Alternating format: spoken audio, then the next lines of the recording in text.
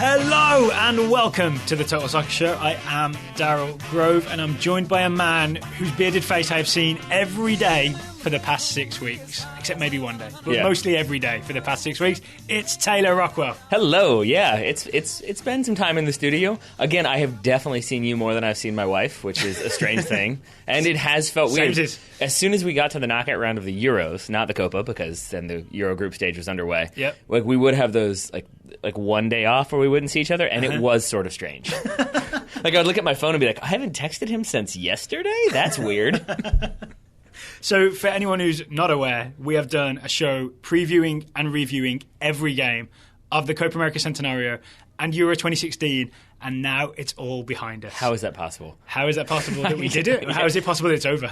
Well, both. It seems like we were trapped in some infinite time loop of soccer, but it's just also, we did do that. Wow, that seems like an exaggeration, but that is something that we did. How do you feel now? Because I feel slightly like, you know that when you've just done your exams and you've been like all amped up to do your exams and it's over and you're expecting to be relaxed, but you just still feel amped up the same. You don't know what to do with yourself. I'm still in game mode. I'm still very much expecting the next game to be on TV. Fit. Yes, but it's also the Sherlock Holmes and Carl Pilkington thing. Yes, they go together in this situation where Carl Pilkington has the theory that anytime you learn something, you have to forget something else, so something leaves your brain. One in, one out. Yeah, and that's how Sherlock Holmes is. It's why he doesn't know that the Earth revolves around the sun. Right. Because why would he need to know it? Yeah, right. It's not going to affect him, except it does. Spoiler alert. And it feels like that because in watching, we went back and watched some clips and watched some highlights of games from the Euros, and I haven't even done that with Copa, but I know there's games where I was like, oh yeah, we watched that. That's right. So it's a strange thing to have watched so many games that you've forgotten a bunch of those games. Right. It's actually good to get a little refresher because we are here today to do our end of tournament awards for Euro 2016. We thought about doing a team of the tournament, but we realised everybody else is already doing that, so you can see team of the tournaments elsewhere. We are doing our awards in various categories. I'm kind of excited to do it. One final word I want to say thank you to all the subscribers who subscribed specifically to get us able to make us capable of doing every game this summer. Yeah. Genuinely enjoyed it. Indeed. It has been fun. And we will continue. Oh, we will continue. More on that later. Yeah.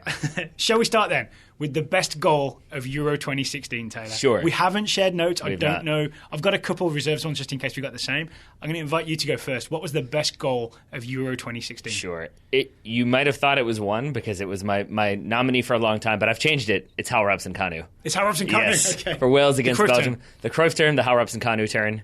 Fools 3 Belgian players. Hal Robson-Cruyff? Yes, sends them off screen. Then it's not. So it's a combination of the finish because he turns with his left foot, finishes with his left foot, but it's presence of mind to place a shot and not just be like, oh, I'm in on goal now all of a sudden. But it's the turn as well, and it's against Belgium for Wales. It's a lovely goal. It's a lovely moment. It made my shortlist as well because in the build up to that goal, there's that Aaron Ramsey bring down. Oh, yeah, there's that's the right, long of course. ball.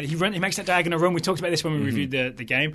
And he's got that beautiful touch to bring it down before he squares it to Hal Robson-Kanu. More on him momentarily. Do you have any... before I ask you for honourable mentions... You might want to do yours, yeah. Just because your list of mine... Right?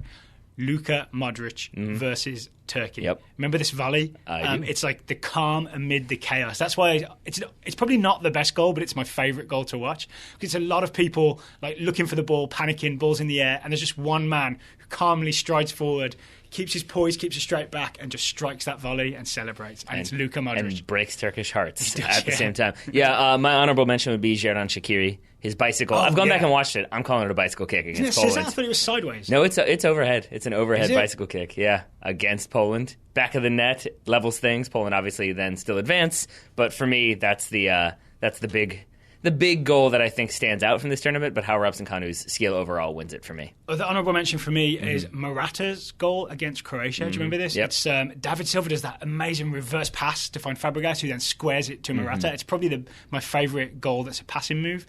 Actually, Iceland's was probably the best passing move, but it was against England, so it's not my favourite. And then the other one that we probably have to mention is Dimitri Payet's opener for France in the first game, where he just has it's like, 89th minute or so, just rocket to the top corner.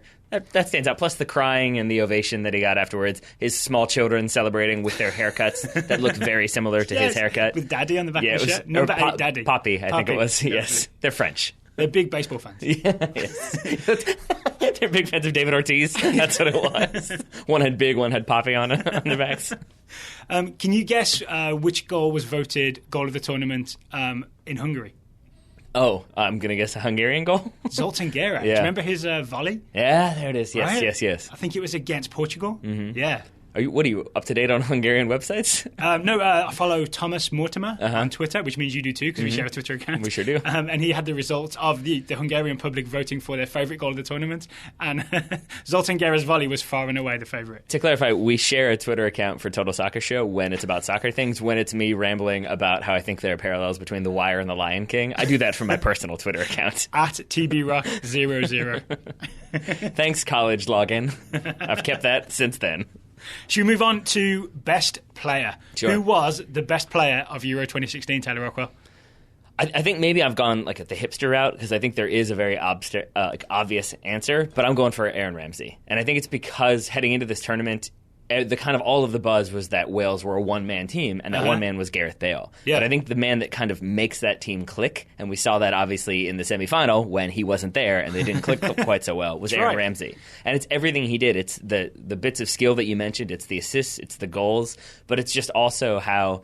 Defensive work. Yeah, but that's what I'm saying. Yeah, that's exactly it. It's that, like, you could see in a game that he had been tasked with 27 things, and then as soon as... Like, Chris Coleman was like, oh, he can't handle 27. He can handle 26, though. Let's take one off his plate. And then all of a sudden, like, Wales click. And it's just, like, so it's so amazing to see a player who has that level of intelligence that he can kind of figure things out and handle such responsibility on a major stage. Did you know he made the UEFA team in the tournament and Gareth Bale didn't? Yeah, that makes sense to right? me. Mm-hmm. It absolutely does make sense. Yeah. Right? I think Gareth Bale had some great moments, but Aaron Ramsey was just more effective, both sides of the ball. He kind of embodied everything that Wales did well in this tournament. I will say I was pleased that it wasn't a letdown tournament for Gareth Bale, because I think he has kind of deserved a bit more credit. And I think maybe it's because we don't follow La Liga as much that we don't. When we do, it's kind of we focus on the bigger. I mean, he's a huge name, but we focus on Ronaldo and Messi battle and things like that. Yeah. So. In this tournament, it was nice to see him come out. Freestyle rap battle. Yeah, exactly. To see him score those 3 goals, to see him kind of carry a lot of the weight as well. But for me, it was Aaron Ramsey overall. So you said there's an obvious choice. Who I'm curious who you thought it was. Antoine Griezmann, I think. Oh, okay. Is the one that I think everybody's gone for. Yeah. And it's because, Golden Boot winner. And then I think it's also to see how... again, it goes back to my FIFA analogies where you, in the past, could put a player like, oh, he's a forward, but I'm going to put him on the right wing. It'll be fine. Mm-hmm. And then it changed to the point where he's a 91 when you have as a center forward, but when you put him out on the wing, he drops to an 82. Well, that's no fun. And Antoine Griezmann was like the physical embodiment of that in this tournament. 90 plus every position. Well, except when you had him out wide, he wasn't as effective scoring goals. And True. then as soon as you bring him central where he's comfortable, he does start scoring those goals, just not maybe in the game where it really mattered. I was most impressed with Griezmann chasing lost causes and turning them into winnable causes. Yeah. So many times he did that. And so many like weird interceptions that he got just partly through reading the game, but also just through sheer effort. Yeah. You know what I mean? If only his dance moves were better. He needs to learn from Joe Ledley. He's the thumb and finger guy. He right? is. I'm Griezmann. sure there's some explanation for that celebration. Yeah. And I do wonder, actually, I think it was Griezmann who got in trouble a while back for sneaking away from the team camp to go to like Marseille or Lyon to a nightclub. And I wonder if that was some weird, I think he got suspended from the team for a little while. So I wonder if that's his I'm in a nightclub, this is my dance. He's like, do you remember Knocked Up? Yes. Remember Seth Rogen has just the one move. Oh, yeah. Roll the dice move. Yes, yeah. He's like that. He's just got the one move. So my wife is the youngest of 3, and every sibling has their one dance move that they do. So it's like the oldest brother has shoulders, he Evan? raises and lowers his shoulders, and then the other one has fingers. He does the point towards the sky dance. I forget what Margaret's is. I think Margaret has the tongue out head shake dance. That's her preferred one. Like a Maori warrior. Yeah, there you go. Exactly. So my player of the tournament is the guy I thought you meant was the obvious choice. To me, it's the obvious choice. It's Cristiano Ronaldo. Interesting. Absolutely the player of the tournament. For the so first of all, just for the performances he put in terms of goal scoring, there's that header against Wales. There's that behind the back flick goal against Hungary. He scored 2 in that game. He finished joint second top scorer in this tournament with 3 goals, admittedly along with 50 other people. Yeah, but still. So Ronaldo did the talented stuff that we expected him to do, right? But also, this is the tournament where he emerged as a leader, right? You think of we've talked many times before about the João Moutinho thing. There's apparently, after he was injured in the final, there was this big team talk he gave at half-time. We talked about how when Adair went on, apparently he told him score the winner. You will score the winner. So just that he emerged as this like leadership figure who wasn't just a bunch of step-overs and isn't as arrogant as everybody says. He's actually like big team member who uses his sort of big personality to encourage the rest of his team. And he's a deserving winner of an international tournament for that. He's also my player of the tournament. That makes sense to me. I would say, though, that you could make an argument that one of his teammates deserves play of the tournament accolades. Yeah, no. No? Maybe for the final. But I'd say it's Pepe. Because even though he was suspended for the semifinal, just the defensive organization he showed, the leadership he showed, the kind of veteran steel to know when to mess with a player, know when not to mess with a player, knowing when to be friendly. Yeah. Like I just think he kind of had all of that presence you need to be that rock in the back for Portugal. Yeah. And then on top of that, I mean, I think there's no better evidence of how hard he works than when the final whistle goes in the final. They cut to him because they think he's crying. I'm pretty sure this is what happened. They cut to him because he looks so emotional and it looks like he's crying, and then he proceeds to vomit on the field because I think that's how hard he worked. And I think that's how much he cares. He did say, I'll add that I think when Ronaldo went out, they had like a quick talk as a team, and it became about like we have to win this as a team, and I like that mentality as well. But I also feel like there's some subtext of like for Ronaldo. So moving on to best bit of skill. What was the best bit of skill that you saw in this tournament, Tyler? Can I talk about what I think is the best, but then can I talk about what I like my favorite? I'm going to do that. Well, give me your favourite bit of skill, and then we'll do honourable mentions. Okay, it's Joe Allen versus England, and it's not even that technical. It's not even that amazing. It's just a little nutmeg on Wayne Rooney, and it's not a cutback. It's not a cutback. It's not a drag back. It's not a bunch of step overs. It's just that they're both moving to the ball. It's a 50-50 ball, and Wayne Rooney's coming in. I think he realizes that Joe Allen's going to beat him to it, so he kind of sets up to defend. And Joe Allen, I think it's just the mark of a really, really good player, where you don't have to take a lot of touches. More on that when we get to today's sponsor. But instead, it's just Joe Allen like sprinting full speed, and then it's like a toe poke tap right through the legs of Wayne Rooney. He runs around and gets it on the other side. It's just Joe Allen made the team of the tournament, by the way. As well he should for this move, if nothing else, because it's just it's really simple, but it's silky smooth, and it's just all in stride. It's very pretty. So even if it is 2 seconds long. So that's your favourite? Yes. What's the best? Sergei Sidorchuk against Germany. He does basically like the he pulls it back with the right step, like right studs, and then takes it with the instep behind him. Essentially, that beats. Oh, I've seen that. That beats Julian Draxler. Then Thomas Muller comes in to defend, and he then uses that same right foot with the outside of his foot to meg Thomas Muller. Does Sergei Sidorchuk? So it's basically like a combination move, like a Mortal Kombat, like up down BB or whatever, and it's all this combination to do one move, then do another, and beat 2 German players. It's pretty impressive.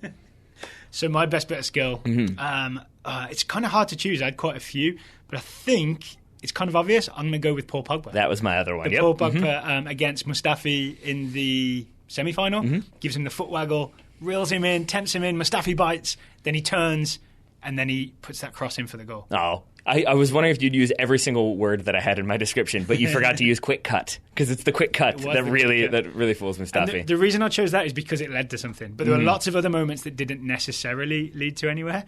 So I want to give a couple of quick mentions to Andres Iniesta. Do you remember his sombrero of, I think it was Selçuk Inan? Oh, yeah. He comes in over and he gives it's a really hard skill to do a sombrero when it's sort of just the right height to not be like way over, because then you've miscontrolled it. It's like he measured in hand and said, "You are say 5'11" or 6 foot. That's exactly how high I'm going to lob this ball over you." I could imagine Andres Iniesta having Terminator vision and just being able to evaluate he is this height. We must do this velocity. Velocity, exactly. Velocity I must hit the ball is, and distance I must travel to receive the ball on the other side. And then he kind of terminates Selçuk Inan, at least from that play. Other bits worth mentioning. Do you remember Nani's nutmeg pass? It's to Ronaldo. It leads to the Quaresma goal. That's the winner in the quarter-final, I believe. So that's good stuff from Nani. Deserves a bit of credit. One more that has to be mentioned, because I spent the entire tournament trying to recreate it. Florenzi. Yep. Do you remember Florenzi taking the ball like a Cruyff turn out of the air, sort of? And in our hallway here at TSS Tower, we practiced. Many times we practiced and could never quite get it. And I would say if you're looking for a clip of this, you'll see a bunch of like Euro 2016 skills. Don't, word of the wise, check the description and see where they say recreated, because a lot of people have done like Euro 2016 best moments, and then they've recreated them themselves. You get a downvote on YouTube. Do you actually do that? What? downvote for people doing that? Yeah, for that. For anything that's deliberately misleading, Yes. that drives me insane. Fair. Where it says, like, full match highlights, and then it's like, go to my website for the full match description. It's like, Or that's it's a not- game of FIFA. Also that. It's wildly frustrating. But yeah, if you go and look for this clip, you'll see, like, there's like a 2-second version of it, like a 4-second version of it, where it doesn't look as impressive because it's slow motion and like a very tight angle. Yeah. The wider angle, the longer one, you see the ball's really high up in the air, comes down, and he times it perfectly in a way that the entire back line is completely thrown Yeah, off by just how Sweden, silky right? it is. Yep. But I think it doesn't actually lead anywhere, but that doesn't stop it Don't being care. one magnificent little moment. Yeah. And I will recreate it sometime in the next 5 years. Practice, Sure. Practice makes perfect. I've gone first each time. I'll let you go first this time because I'm pretty sure I know your answer for what was the best set piece. All right, there are a couple that Mm-hmm. I had in there. I'm actually going for the Marek Hamšík short corner. Ooh, Do you remember okay, that? I do. So it's yeah. Marek I Hamšík wrote for- an article about it for Pace Soccer. Oh, so you probably know more about this than me. Mm-hmm. I just remember Slovakia v Russia. They noticed that Russia are doing a sort of zonal marking thing where they all stay very central.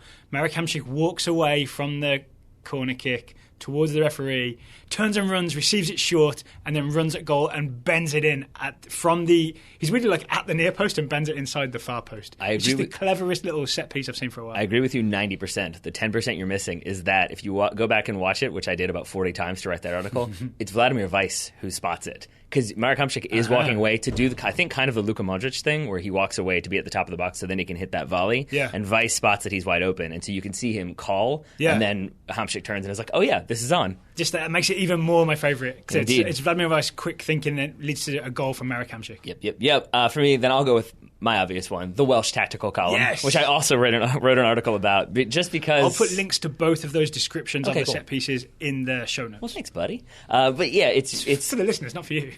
yeah, either way. It's just the way they kind of finagle things, so the Welsh Yeah. players, so that they basically get all of their Belgian markers out of the way, Yeah. and then the runs they make to deliberately confuse the Belgian markers so that it leaves Ashley Williams intentionally wide open in the middle of the box. He basically only has to cover like 3 yards or so to get Yep. on the end of the corner, put it in the back of the net. And I think Wales equalize, and then he runs off to do his Stone Cold Steve Austin celebration, which makes me infinitely happy. The Welsh tactical column. Love it. All right, we've got to move on to biggest disappointment. And I think we both agree that it's England. Yep. Right? There's no question that it's England. My biggest disappointment of this tournament was I've written England succumbing to narrative, because it's not England being England. It's not just like, oh, they did it again. Like, that's too simplistic. But it's just they did all those things that you're just sort of like, as you see them happen, it's hands on heads. Like, oh, this is what they talk about when they say England being England. It's Joe Yeah. Hart making a mistake. It's a lack of technical precision. It's a limited game plan. It's limited creativity. It was just those moments of like, no, don't do this again. I don't want to read all the new tabloid stories about how England need to toughen up and play better and they're so far behind. It was a bummer. It was a bummer. The biggest disappointment for me was just how much verve I expected England to play with. Like how many sort of dynamic, exciting players were there and how slow England played. Like this tournament, there was a lot in this tournament of teams sitting back, having a really solid, like compact, organised shape and asking you to break them down, right?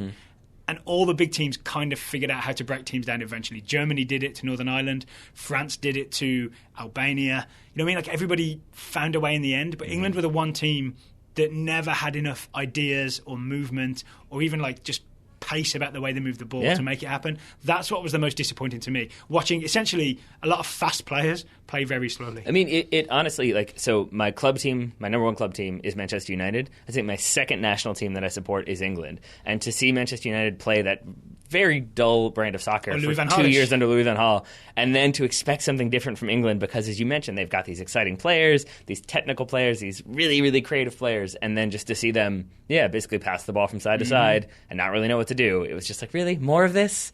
Sigh. And then there's the Harry Kane set pieces, which that was one of those things I went into the tournament thinking, okay, if they think he's the best set piece taker, I understand the concept of having him take the set piece and not be in the box to receive it. But I think we learned in the tournament, he's not the best set piece taker. There were some horrible corners. Yeah. There was one absolutely disastrous free kick. Do you remember that free kick that just against? I think it was against Iceland. It was. Just disappeared to the right. I mean, I had no words when I saw that. Yeah, that was when I think we both knew it was it was over for England. But let's move away from England, shall we? I've got one more. My actual biggest England disappointment.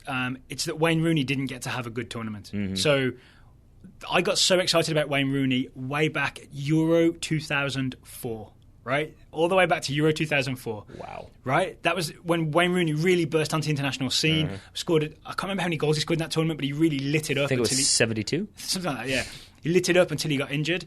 And even after England went out, everybody thought, all right, we've got future tournaments with Wayne Rooney. Ever since, he has disappointed at every single tournament he's been at, whether through being half injured, like I think he was in 2006, or, I mean, this time around, there's just no excuse at this tournament. And it's the second one in a row where Rooney has disappointed. Yeah, you know who else I think might agree with you that he disappointed playing midfield is Jose Mourinho, who said Wayne Rooney is not a midfielder. Right? Yep. Didn't he say, like, if you gave me plenty of time in midfield, I could pick out a pass? Yep, he sure did. Just kind of an insult to Wayne Rooney. More than kind of, Yeah. I'd say.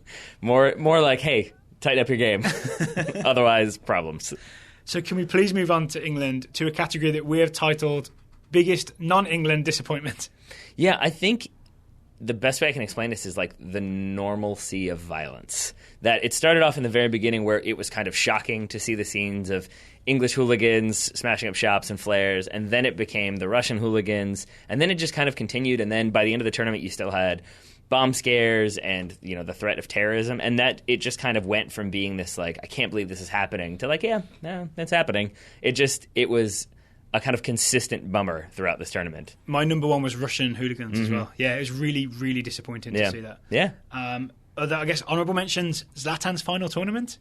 It I didn't think about that either. Happened damply, didn't it? It did. Yeah. It did. I would say through no fault of his own. No, not yes. at all, but that makes it all the more disappointing. Any more from you? Yeah, and this one might be a bit controversial, but I'll say coming after the Copa America, or like more or less after the Copa America as this tournament did, I think you and I were both, or I'll speak for myself, I was excited for the Euros to start because it seemed like it was a higher level of soccer, I do think, across the board. Yeah. And I think the level of teams is higher in the Euros. Yeah, exactly. And because of that, we weren't going to see any real savagings. It seemed like it was all going to be very kind of equal and exciting soccer. And I think you saw that in those first few group stage games, to the point where I was like, oh man, I'm so excited for the Euros, because it was just really captivating and compelling.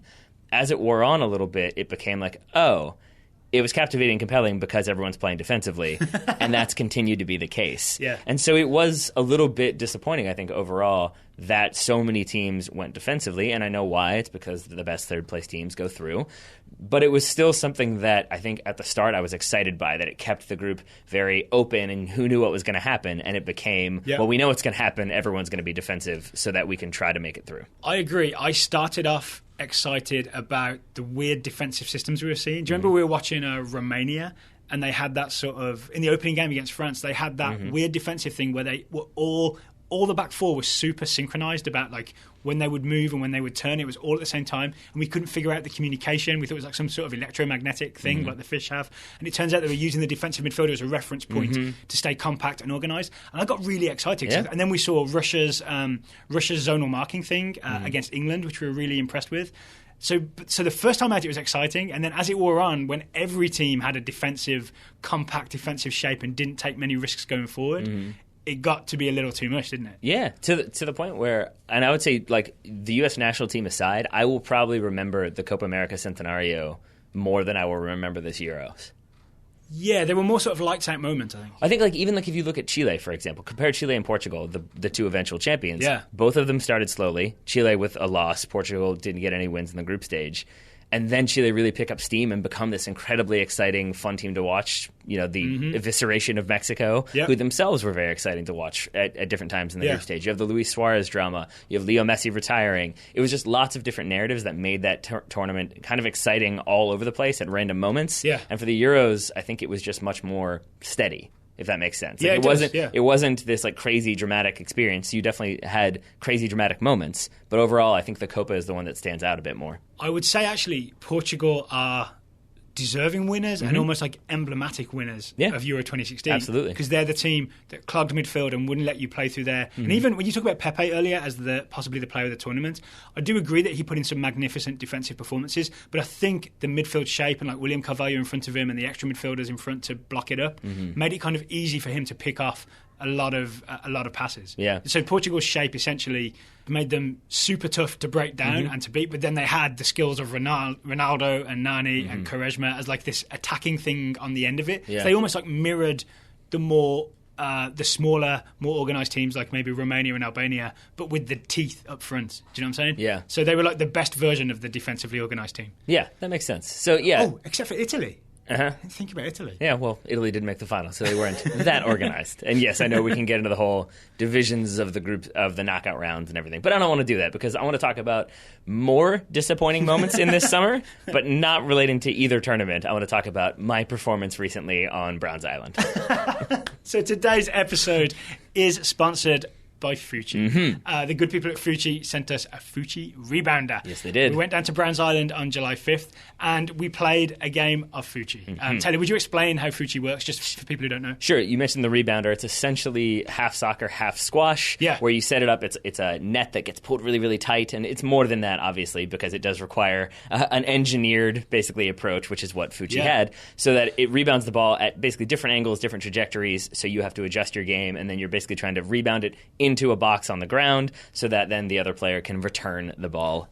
Hopefully. Oh, yeah, if you're trying to score points, you're trying to make it hard for the other player to return it. So we filmed us playing, it was with a camera, a digital camera. We cameraed ourselves playing down on Browns Island here in Richmond next to the river. And we played to 5. It's 5 points wins, essentially. And the results are up. They are in a YouTube video. That YouTube video is published, and we will put a link in the show notes.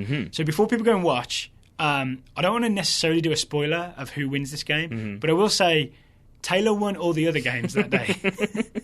Just not the one where the camera rolled. But watching back as I was sort of putting the video together, I noticed our different styles and approaches to playing Fuji. So I sort of wanted to talk it out a little bit. One of us is creative and technical, and the other is a long ball merchant.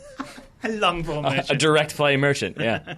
Well, so I would say you juggle more. Right? I notice when I play the ball into the net, it bounces, you receive it. I notice you tend to take it on your thigh, juggle, adjust yourself into position, and then you like pick your spot to strike against the net. And it looks to me like you're trying to find the best possible angle. Based on where you are, yeah. Because I think we both learned pretty quickly is that if you aim the ball low, it rebounds high. Yeah. And then if you aim the ball high, it drops. Yeah. So then based on if you're right behind me, then I aim low to try to get it to bounce over you, so then you have to adjust. If you're well behind me, then I go high so it bounces low and then you have to scramble. Theoretically. And it kind of worked most of the time? Kind of. I think, but your approach maybe speaks to your English confidence. Because for me, I think it's similar in my mind to like when you have an open goal, you have that half-second opportunity to put the ball in the back of the net, and sometimes you do, and sometimes you think like, oh, I better not miss this, and then you sky your chance. That's when you miss it, right? And that tends to be what happens with me with those like one-time volleys. On a lot of situations, I'll be far off and I'm like, oh, I can hit this, no problem. And then I skied the chance because I've thought about it too much. So the juggling allows me, strangely, to slow it up and not think as much about my technique. But then my style is basically just get it back and hit the net. Yeah. Right? So as pretty much I'll let it bounce once, judge it, and usually side foot or laces, hit it at the net, and not even worry too much about my attacking move to try and beat you. It's just about constant returning. Indeed. And speaking, which actually, can I say it out loud, is kind of defensive in a way. There you are. See, I'm the Copa, you're the Euros. It fits. It actually really does fit too. I'm Brit and American. There we are. But I will also say that. I think that was also the last game we played, maybe? Last but one. And it was in 105-degree heat. And I'm not saying this as a disclaimer. I'm saying that it shows you, and I mean this honestly, how addictive the game is, because you kind of don't want to stop. Even though I think we both almost had heat stroke on the walk back to the office, but it was still, we were like, let's do one more. Let's do one more. Cold chill. Yeah, exactly. I drank a lot of water. Exactly. But it was still, it's that much fun that once you get it set up, and it doesn't take too long to get it set up. It took us longer to get the camera set up, I think, because neither one of us are videographers. But once it was up, it's a good time, and it's definitely competitive, and it definitely helps you improve your touch. So if you want to take a look at that video, it is in the show notes. It's like maybe 2 or 3 minutes long. It's kind of funny as well to watch us play. If you want to buy a Fuji rebounder, you can go to Fuji.com. I'll put the link in the show notes, and you can get 15% off with the coupon Total Soccer. All one word, all lowercase. 15% off with Total Soccer at Fuji.com. And thank you to Fuji for sponsoring this episode of the Total Soccer Show. Alrighty. So let's get back to our list, our Euro 2016 review. Up next, we've got the one thing we will remember. Mr. Grove, what's the one thing you will remember, knowing that we're about to list multiple things? Yep. I had a feeling. It's the Icelandic clap. For good and bad reasons. It doesn't work so well when, view behind the curtain here, since we're an audio podcast, you clapped and then your hands kind of missed, so you went over, and I don't think there was a lot of missing for them. One more try. Uh-huh. That's better. That's more like So now it. you brought the hands in front of you. Now I don't know what to think anymore. Well, I had to see them. Yeah, so the Icelandic clap, it's partly because of Iceland's sort of fairy tale performance and the fact that their players went and did it with the fans afterwards. That's the great stuff. The not so good stuff is that every other team stole it. Yep. Well, and then kind you of bugged me. But then you can make the other argument that it's not like Iceland invented this. Like it's True. been a thing I know that's Seattle been, fans do it. For yeah, example. it's a thing that's been done for a while. I think it's just because it so corresponds to like the idea we think of when we think like Viking, we think of that like that like chant. So you hear that, you see everybody in unison, and then you can kind of imagine that like a scene from Vikings as they're slowly walking across the battlefield towards you, all doing that. Like you get that imagery, I think, and it kind of fits with the Ragnarsson and Ragnarsson and Sigthorsson, and you're just like, yeah, this is proper Vikings. I like that. So it doesn't quite hold the same level of severity and terror when, say, France do it and they kind of do it too fast. They don't have the drummer there to keep the rhythm. Didn't quite work as well. But it is the thing I'll remember. What about for you? I think I will remember a couple of different things, but I'm going to say Daryl Grove being a consummate professional, which is to say that we watched the second half of England v. Russia at Richmond Kicker Stadium, City Stadium, because we had to do the live broadcast afterwards. We got to do the live broadcast afterwards. Yeah. Well, I say more had to because we got there and things busy were day, right? but also things were looking good. England were winning, everything's great, and then Russia equalized dramatically at the very end of the game, and then we basically turn around and do that live broadcast. Yeah, kickoff was like 8 minutes, 10 minutes later. And you were not thrilled. There was a couple moments of silence where I was kind of like, hey, cameraman, let's just leave him alone for a second. Let's just let him ruminate on life. And then really, Daryl Grove turns it around. There's the smile, and there's the high energy. Welcome to City Stadium. Hello and welcome. And it was Daryl Grove recovering. I remember that one. I will say I wasn't faking it, though. What I find really helpful is having something else to focus on. Yeah. You know what I'm saying? Like, so I really could forget about England Russia temporarily and focus on what the Richmond Kickers were doing. And I'm almost glad of it. Because I've had England games where I remember the 1998 World Cup where I watched it in a pub with a load of friends after Beckham had been sent off and then England went out on penalties. And we all just sat there staring at whatever was next on TV that night. We all just sort of sat there like zombies in a real funk. You know what I'm saying? Yep. So having another thing to focus on is really helpful after England inevitably let you down. I like that. I also will remember, and this is again maybe a view behind the curtain, trying to find food at 5:30 in the morning when we'd been up all night, and I was driving you home, and we were like, oh, we'll go to this grocery store. They have like the breakfast buffet, which wasn't out for another half an hour because that's how early we were there. Yep. So we went to the other grocery store, which also didn't have food out yet. If I recall correctly, you ended up dropping me off at a famous fast food chain. Yes. That I won't name. This is true. This is true. I availed myself of one of their breakfasts. But that to me is something I will remember is both of us still, I think, being relatively charming and awake for the fact that and I think that was one of those we had watched 6 games maybe that day and done like an in-depth review. And so I think that is more like of a memory of the entire tournament overall. How about Joe Ledley dancing? Oh, yeah. That's a memory that I can't shake in a good way. He did it a lot, though, so it depends on which one you're referring to. There's the one in front of all the fans. I'm thinking of the one where he's on top of the table. The one in the locker room, yep. I've seen the one with the fans as well, yeah. Yeah. I remember Ferguson hugging Ronaldo. Yep. Right? That's like a great moment. Proud dad. Yeah. It was adorable. Which really is the relationship they have, from what I understand, yeah. Yeah, I mean, it looked like a dad and a fan all at once because the whole team is walking by, and Sir Alex Ferguson is Sir Alex Ferguson. He's a knight, you know, like you don't expect him to be looking like eagerly up the steps as the players come down, like, oh, I can't wait to see him, I get to see him, and then like, oh, Nani, all right, I'll hug you. And I love that he talks to Nani. I love that he talks to Fernando Santos. I love that Pepe kind of reverentially is like, oh, hello, like he does a double take, and then Ronaldo doesn't spot him at first. If you haven't seen this video, and when he does the oh. There's a moment where you think Ronaldo's going to walk past him, right? And it's the most heartbreaking thing you've ever seen. And then he turns around and gives him a gigantic hug. Yes. It was a very sweet moment. I like that one. My only other one, and it's less of a specific memory and more of like a crystallizing moment of Wales proving the importance of a good manager, because I did kind of by like the knockout round expect them to win every game because Chris Coleman just seemed to have such specific tactical plans and knew exactly what he wanted to do, and it seemed like the players knew exactly how to execute that game plan. That, I was just like the Belgium game, for example, that win.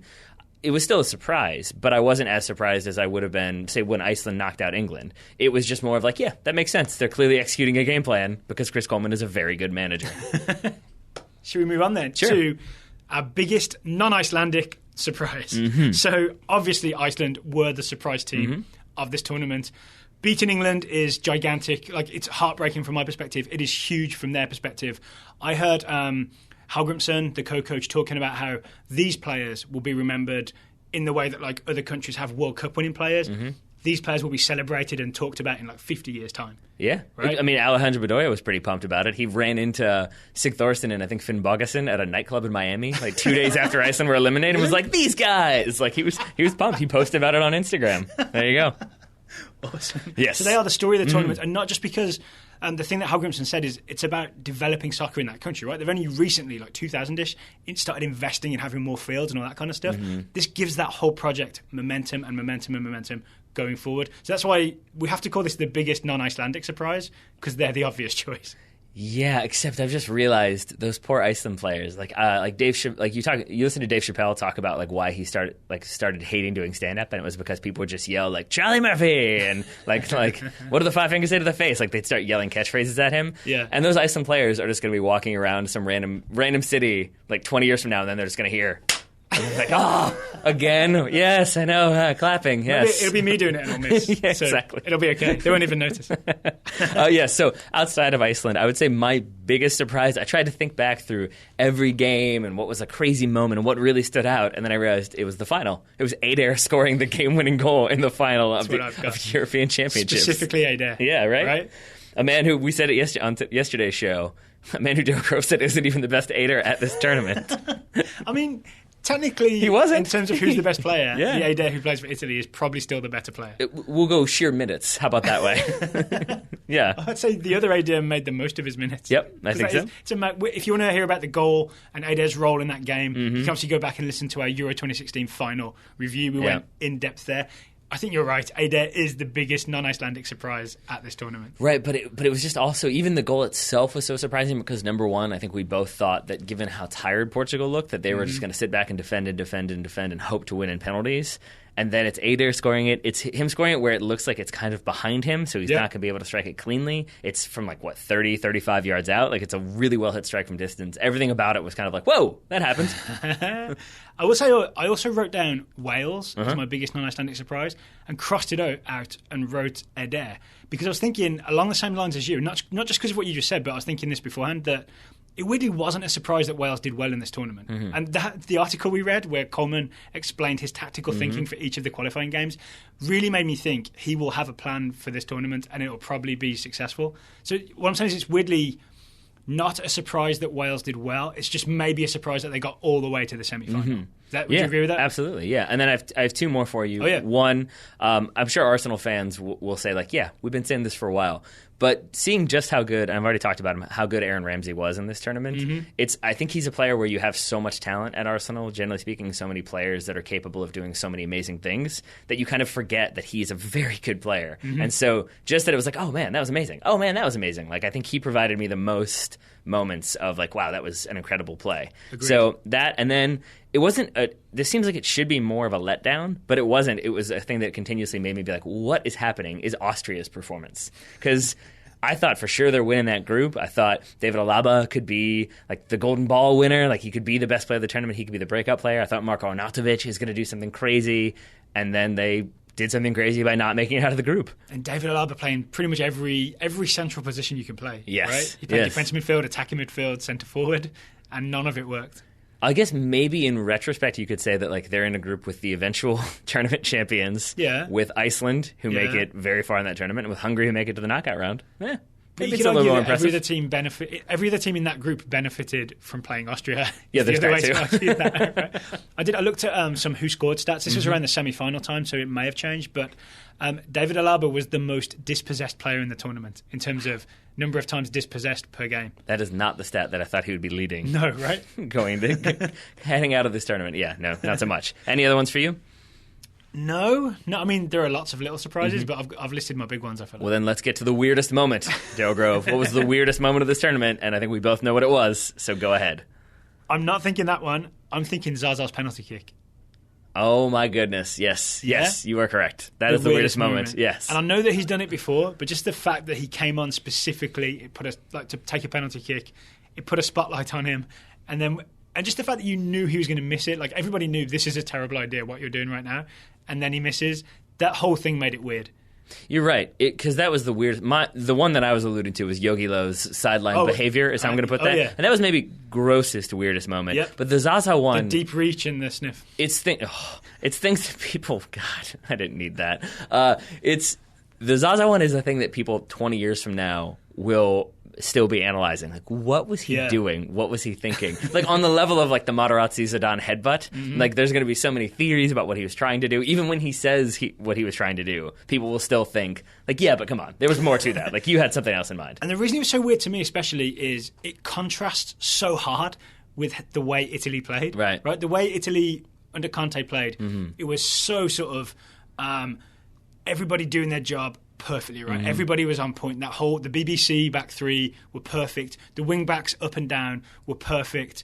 Eder and Pele were doing this great job of defending from the front. The midfielders working hard up and down. Daniele De Rossi telling people who should take the free kick. Like, everything was on point. And then that happened. Yeah. You know what I mean? It was just so out of character. You're right, and I think maybe that is what catapults it to the top of the weirdest moment rankings, is that Yogi Low does have priors when it comes to being weird / gross on camera. I will say, just to go with the Yogi Low one point for a moment, and I've said this a couple of other times, I love that after the cameras caught him, he really did every other game. It was a shirt tucked in or a sweater, but pants with a belt. And it was never easy access, like warm-up pants. And I always imagine it was buckled like one extra time. Yeah, exactly. And I hope he had somebody on the staff who was just responsible for, like, Yogi, what are you doing? Where are your hands? Hand check at all times. My other weirdest moment nominee was, weirdly, Arda Turan's whole tournament. Because it starts with the Croatia, the free kick you mentioned. Again, I broke that one down scene by scene. And we talked about why Ozan Tufan wasn't there to close down Luka Modric. A lot of people thought it was because he was, like, adjusting his hair. But in reality, it was because he'd been accidentally slapped in the face by Arda Turan. Yes. And he was sort of like, ow, that hurt. And he was rubbing his face. And that's what led him to be distracted. But we did like a Stop the Presses thing where we recorded the show and then you realised that night. And before I published the show, I forgot about that too. We did a phone call and dropped it in. Right. So there was that. The next game is the one where he stops playing because he's being booed so much by the Turkish fans that he literally claps, like sarcastically claps. He ends up crying. He's consoled by his Barcelona teammates because that's against Spain. Busquets, like, stop and let him do it, right? Yeah. It's such a weird moment. Right. But then it ends with him starting and playing against the Czech Republic and assisting the second goal for Turkey. So, and that was the game where you said, do you think Arda plays it? I said, there's no chance. His tournament is over. So it was just a weird 3 games for Arda Turan. It was a weird tournament. The moth on Ronaldo's face. Yep. We didn't mention that in our final review. I felt like we'd missed the zeitgeist because there was so many, all those Twitter accounts and all that kind of stuff. Yes. It blew up. But that was a weird moment, just that the Euro 2016 final was surrounded by moths. Yeah. That's what you get when you leave. Right? That's what you get when you leave the floodlights on. You leave the floodlights on because of the threat of an attack or terrorism, which goes back to bummer. Yeah. Just the depressing kind of the veil, I would say, hanging over the tournament from the past attacks. So let's move away from that, shall we? Let's move to the Total Soccer Show Scouting Network. That is less of a bummer. So yes. If you're not familiar, this is where we people who subscribe to the show, we assign a young player for you to keep an eye on.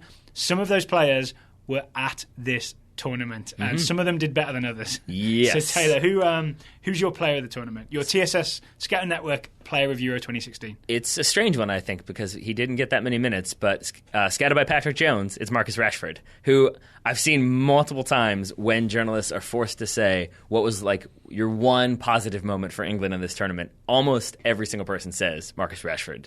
Right. Comes on, looks exciting. Against Iceland, looks like the only player who is really trying to be creative and go at defenders and make something happen. Yes, he takes a bad corner. I don't care. He looked the most electrifying, and he made me the most excited, especially since he was the youngest player at this tournament. I think he might be one of the youngest ever to play in the Euros. So there you go.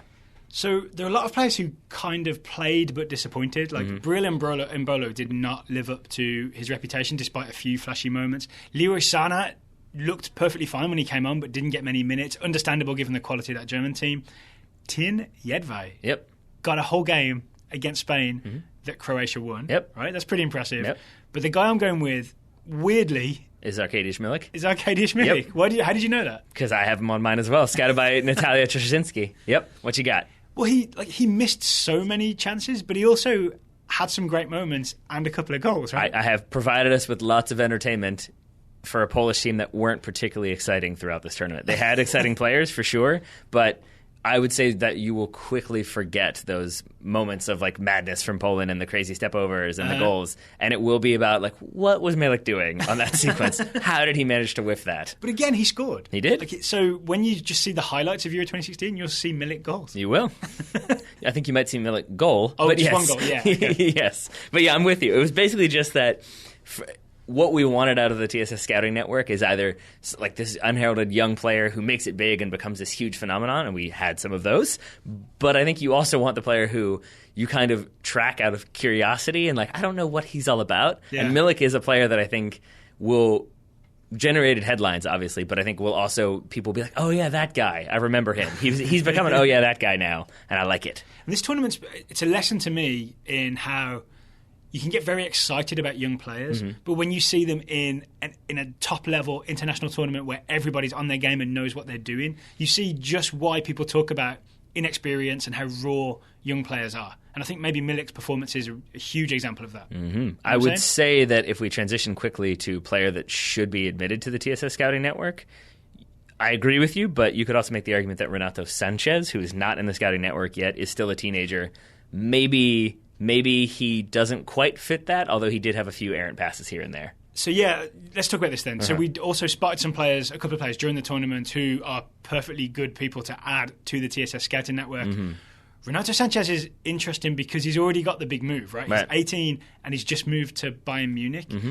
But I would say watching him during this tournament, again, he had incredible moments, not least the goal he scored off that Nani back heel. But even in the final, again, he had some great moments. He moved the ball very nicely. He also was dispossessed several times. This is doing true. bad passes or miscontrolling balls. I mean, he's the one that comes off fairly early on in the second half. So yeah, I mean, I Actually, guess he was sub for Eder.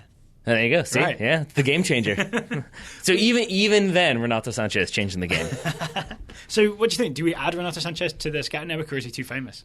I mean, he's definitely would be one of the most famous players in the Scouting Network, and I know that's an honor that he would very much appreciate. But I think he still has so much room to grow, and we also don't know what's going to happen with Bayern, because Bayern have a tendency to have lots of very good players. That's true. So maybe he doesn't play this season, maybe he does break out this season, maybe he gets loaned. Who knows what's going to happen? So I think he's worth adding. Okay, we will add him then. If anyone signs up for TSS Scouting Network in the near future, then Renato Sanchez is on offer to scout. Right. I guess first come, first served. Yeah, I think so. And then my other nomination was Adam Naj, the 20-year-old, about to be 21, defensive midfielder who played consistently for Hungary. But he's already been added to the Scouting Network. I assigned him this past weekend to Steven Hernandez. And congratulations to Steven on the birth of his child. There we are.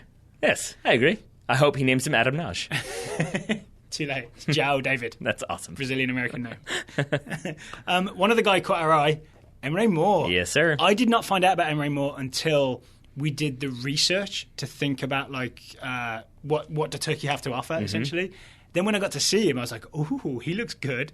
And then Borussia Dortmund signed him. Yes. So quite the month for Emre Moore. Yes, indeed. And I think justified that selection because we weren't sure if it was like maybe a stunt call. I think a lot of Turkish fans thought that maybe it was just Fatih Terim, like bringing in some attractive young name to get people excited, but had no plans to play him. Played him twice, and in the last game, I think it was against the Czech Republic, he looked phenomenal. He was definitely, and in a midfield that has like Hakan Çalhanoğlu, Arda Turan, Selçuk İnan, who I know is a lesser known name, but like Nuri Şahin as well. Lots of talent in there, and Emre Moore was the one that stood out in that midfield in that final game for Turkey. So Emre Moore also on offer in the Total Soccer Show Scouting Network. This is a big thing to do with the future of the Total Soccer Show. We're hoping to go 5 days a week. 7 days a week was too many, but it was okay for the summer, right? For our general show, we're hoping to go to 5 days a week. To do so, we need the support of our listeners. If you go to totalsoccershow.com/subscribe, you will find ways there to support the show. We thank you in advance if you're thinking about doing it. There we are. One more category, Tyler, that I've missed out. Yes, sir. Best coach. Who was the best coach of Euro 2016? I guess I'm surprised in looking back on this how much I enjoyed Wales, but I'm going to say it's Chris Coleman for me in Wales. Right? Mm-hmm. Yeah, that's all I can say. The only bit of tarnish on Chris Coleman is I don't think he made the right decisions for the semi-final. Well, how do you mean? Remember we talked about if you add James Collins to this back three, it doesn't work, and it didn't work. Yeah, I think the largest point there, though, is that he had to deal with those suspensions, and that's what really hurt. More on the suspensions in just a few moments. But I think he did the best with what he had and what he could have. Mm-hmm. It's not like he left a bunch of players out who should have been there and then was punished for it, as we saw both in the Copa America and the Euros. That happened quite frequently. I think Chris Coleman was tactically prepared for every single game and got the best results he possibly could, is my argument. Speaking of being tactically prepared and getting the best results possible, Fernando Santos is my coach of the tournament. That makes sense. I understand that maybe Portugal weren't that exciting to watch. That's because you could argue they didn't have the level of players that, say, France had. Mm-hmm. There's a lot of sort of mid to early 20s players who haven't played outside of Portugal on that roster, and he made them into European champions. Yes. Right? Yeah, I think so. Through picking the exact right approach, through not having a striker, except Eder, I guess, but making it work with Ronaldo and Nani. I know I've banged on about that during the tournament. I'm massively impressed with a coach who figured out how to have forwards without having any forwards. Yeah, and this is a weird, parallel that I don't know if it works, but I'm going to go for it. Do you remember the Luis Suarez incident? Was it Oscar Tabarez was the Uruguay manager? And it was basically that Suarez wasn't on the team sheet that day. Thought he was, and then he was listed as injured and therefore unavailable. And it was basically Tabarez didn't deal with it. He had his assistant kind of deal with it, and it kind of blew up, and it was bad, and there was a lot of media attention. And you compare that to the final when Ronaldo was standing there next to Fernando Santos, and I think this was an instance in which he's like, you know what? I'm not going to be able to get him to calm down. Right. I'm just going to operate within it. I'm going to let him stand here because I think some coaches would be like, hey, get back on the bench. Yep. And it's just sort of like he's big enough that I'm going to roll with it. And I think that's what Santos did this whole tournament is roll with it and get the results. Because you can argue that he may have recognised that actually it's a help to the team to have Ronaldo on the sideline jumping up and down, tapping his watch towards the end. Remember that? Doing his best Alex Ferguson impression. I've seen a lot of people juxtaposing those two images. Yes. We saw him towards the very end of the game after Portugal were leading. Wasn't he pushing Rafael back onto the field? Yes. Right? So there's a lot of that from Ronaldo. And I think you're right. Fernando Santos not being so authoritarian in that he feels he must push Ronaldo back to the bench, but to kind of ride that Ronaldo wave of fame in a way that's comfortable is really impressive. We talked a lot about how Ronaldo doesn't know whether to be on camera or not with the celebrations. Remember all that? Yep. It's a whole... Ronaldo is obviously a blessing to a team, but his fame is also a problem. Yeah. In a weird way, Fernando Santos got the best of both worlds. Yeah, I can't remember if we talked about that on the show or not, but yeah, when the goal happens for Eder, they cut to a shot of Ronaldo celebrating. When the game ends, they don't show Eder celebrating or Fernando Santos jumping up and down, they cut to a shot of Ronaldo. Yeah. That's kind of what happens. So yeah, I think to navigate that personality, that cult of personality, that force of personality, it's well done, Fernando Santos. I would also say honorable mention to the man with the stew recipe, Lars Lagerbäck, and his assistant Heimar Hallgrimsson of Iceland. Yep. And I suppose honorable mention to Antonio Conte. Yep. Don't you feel like because Italy didn't go as far as maybe we expected? Well, I think they went further than a lot of people expected. I guess at the start of the tournament. But after the first couple of games, everyone was like, "Oh, Italy, this is the team." Yep. Do you know what I mean? Yeah. But to see that that defensive 3-5-2, well, not really defensive, weird half pressing 3-5-2, it was pretty defensive. Be implemented. Well, a solid defensive system. So I think Chelsea fans can be justifiably excited that they're getting Antonio Conte as their coach. Yes. But maybe he should have someone else choose penalty kick takers. And maybe they should check on his celebrations. Because I think the walls around Stamford Bridge are a little bit closer. He might end up in the crowd a few different times. So that's our 12 categories we had. But we had some other topics that we wanted to get to before we bring an end to this show. Yeah, I guess the big thing to talk about is the new format, right? It's a 24-team tournament up from 16. And you had the third-place teams... 4 of the 6 third-place teams go through to the next round. And I guess I want to ask, thumbs up or thumbs down now that we've seen the whole tournament? Thumbs up with an asterisk is what I would say. Why would you say that? Because I think I liked having more teams in it. I liked the idea of it wasn't just, this you didn't have any dead rubbers, basically, at the end of the group stage because... all those third-place teams were still eligible to go through. All those fourth-place teams could still make it through. I mean, in the third-place team, Portugal won the tournament. That's true. So, again, makes Portugal the perfect, emblematic winner of Euro 2016, the fact they're a third-place team. Exactly. But I think because of that, it led to so much defensive soccer that it Because kind it of was enough, right? brought it down 3 a bit. points was enough. 3 draws would be enough. And so I think I really like the expanded format. I want them to tinker with it, though. For How, example, though? What else could you do? I want them to award wins. I think that should be one of the main tiebreakers. Award wins. As in, so when you have the tiebreakers for the third place teams, Oh, I see. basically, if you have a bunch of teams on 3 points, whoever won a game gets to go through. I see. Because then it's just It's like a win before goal difference. Yes, Yeah. exactly. Because even goal difference, I think theoretically is like, oh, but then if you score a bunch of goals, you get to go through. Mm-hmm. But it's more like, but then you might concede, and if you don't concede any, then you will have a positive goal difference. As we saw with the teams that did concede, didn't end up making it through, Turkey and Albania. So I'd like to see them maybe reward teams that really go out and try to win the Yeah. game. That seems fair to me. And then the other wrinkle maybe, well, you tell me first before we get to the other wrinkle. Tell you what, Tell me if you think it worked. I agree with you. I Yeah. think it. Well, I think when you only have 20, when you have 24 teams, this is sort of the only way to do it is to have third place teams. And I like your wrinkle of making prioritizing wins, incentivizing wins is the correct term. I think if it's the only way to do it, I would prefer it over the 16-team tournament, just because we get stories like Iceland and Wales. Like, you get those small teams that manage to go through. Yeah. Right? And remember, Iceland finished second in their group, Wales finished top. Right? Yeah, it's true. It's very, very, very true. But they're only there because it's a 24-team tournament. Hooray. Hooray indeed. Is that true? I feel like Iceland might have done better in their qualification campaign. Oh, maybe. Yeah, but like Hungary, for example, only made it because of the third place playoff Yeah. and knocked out Norway, I think it was. So yeah, that's one right there. There we are. All right. But I would say maybe one thing that needs to be tweaked as well. We had an email from John Adams about the Not yellow that card one. rule. What's that? Not that one. Not that one, yes. I was like, wait, what? Different John Adams? Yes. Yes. John Adams listener, not John Adams, dead president and author of the Federalist Papers? Question mark? No, not author of the Federalist Papers, but second president of the United States. So there we go. So John asked, what do you guys think about the yellow card suspension rule? So for people who don't know, it was 2 yellows, means you miss the next game, but that was then wiped clear at the semi-finals, essentially to protect the final. But that means that with the extra round, like, because we have 24 teams, you have a round of 16, which you didn't have before at the Euros. You now have to play 3 group stage games, round of 16, quarter final, and you've got essentially 5 chances to pick up 2 yellows and therefore miss the semi-final, just like Aaron Ramsey did and Ben Davies did, and therefore. I won't say it ruined the semi-final, but I would have much preferred to see a full-strength Wales take on Portugal. Yeah, absolutely.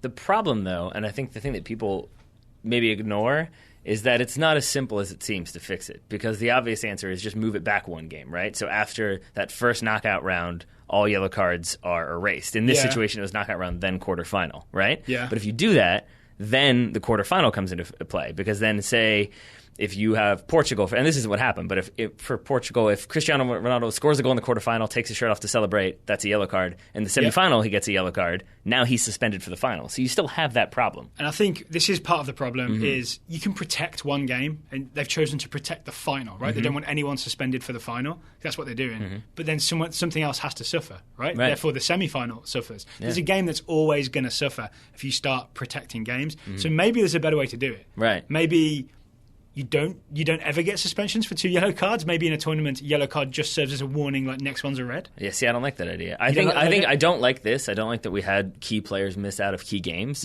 But I don't think there's a better solution, at least not one that I can think of right away. Because to do what you're talking about, or even to change it so that it's like after the group stage they reset, and then after the quarterfinals they reset, it doesn't punish the yellow cards. And there are players who will then intentionally get yellow cards, stop. Like if you can get away with it, then you're going to break up. You're going to do professional fouls all the time because there's no real penalty for it. Well, one of John's suggestions, I think, in his email was maybe make it 3 yellow cards is a suspension now that there's an extra round. So then you have to be someone who's getting like a card every other game to be suspended.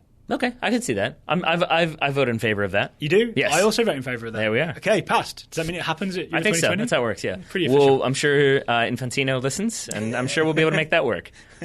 We agree with this, right? This seems like a good idea, even though it goes against all the traditions of soccer. No, whatever. So does having 24 teams at the Euros. This is true. So does having a Euros, because there didn't used to be one. Exactly. Right? I'm for changing soccer in subtle ways. And I think the final thing, and not to end on kind of a down note, because I might. Sounds like you're about to. Let's see if you can bring it back up. Yeah, like beginning with a dependent clause is always going to mess up whatever comes after. Was it a boring tournament? And I think we heard that throughout this. It's like, it was kind of boring. It's boring soccer. Hasn't been the most electrifying tournament. And I didn't agree with that. But in going back and like watching highlights and remembering games, I think, it was more or less a boring tournament. That doesn't mean it wasn't a good tournament. But I think it wasn't as exciting as, say, the 2014 World Cup. Here's the thing for me is it's all relative, right? So to call Euro 2016 a boring tournament doesn't mean that I've been bored for the last month. It just means in comparison to some other more lively tournaments, it wasn't as exciting. Right. It's still one of my favourite things I've ever watched. Really?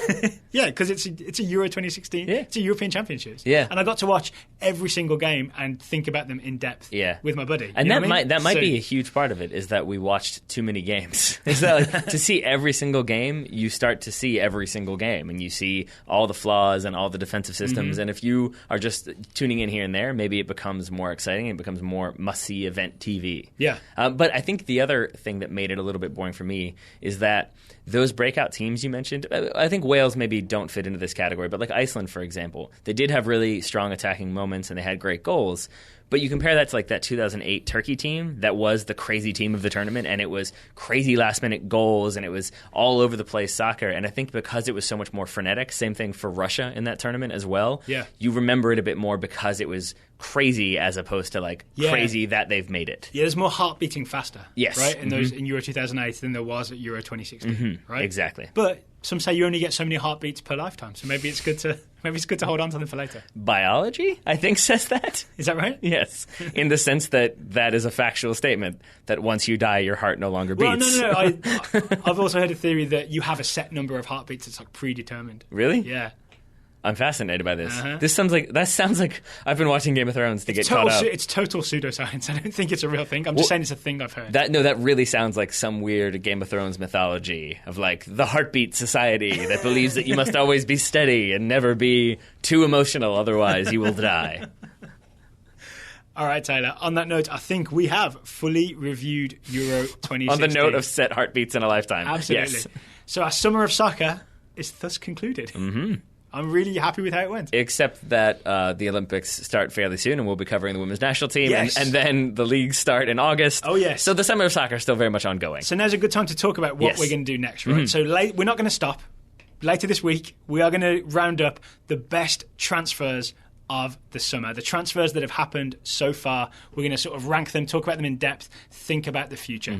Then we're going to take a little break, right? Roughly the 17th to the 24th. We'll maybe have a week off from Total Soccer Show just to sort of breathe in, breathe out, like think about other things, spend time with our loved ones. Yep. Yeah? Yeah. I guess so, yeah. And then we'll be back. We'll be back to cover the 2016 Olympics and the US Women's National Team, and then all the things you talked about as well, the Premier League, the Bundesliga, Major League Soccer.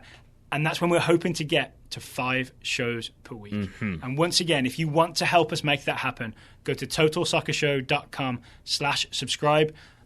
Pick an option that works for you. Help us get to 5 shows a week. And my final thing I have to say about this summer of soccer that we've had, the thing that I think I will be the saddest about is that we were recording this show at like 5 o'clock. This floor of our office is occupied right now. There are people in every office. And I will miss recording at like 1 o'clock in the morning so that we can go out and play soccer in the hallway, which we did routinely throughout this tournament. It would be a bigger deal, I think, if we were kicking the ball around in the hallway as people were trying to conduct their lobbying and lawyering and dentisting. Oh, we'd be evicted real fast. I think so. Could still happen if our realty company listens to this podcast. So I will miss that. I will not miss the lack of sleep that necessitated. All right, a final thank you to Fuji for sponsoring this episode. A thank you to Mac Weldon and to SeatGeek for sponsoring episodes throughout the summer. It's been part of making this possible. If you want to see Fuji, the Fuji battle between Tyler and Daryl, the link is in the show notes. We encourage you to click and have a listen. Okay, Tyler, thank you for taking all the time this summer to talk to me about Euro 2016 and Copa America. Daryl Grove, thank you for taking all the time this summer to talk to me about Euro 2016 and Copa America.